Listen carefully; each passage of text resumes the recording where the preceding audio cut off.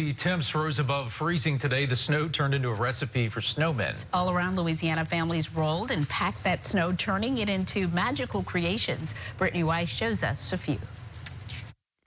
Talk about the perfect conditions for snowman making. Not too dry, not too wet, just right. Rolled up, packed together. They come in all shapes and sizes. Short ones, tall ones, big ones, small ones. Dressed up for Mardi Gras, Spanish Town, or having their own parade. LSU fans and Saints fans. Oh dear, roar. Decorated with whatever you have lying around the house. Hats, scarves, goggles, carrots, sunglasses, beads, you name it. They're here for a short time.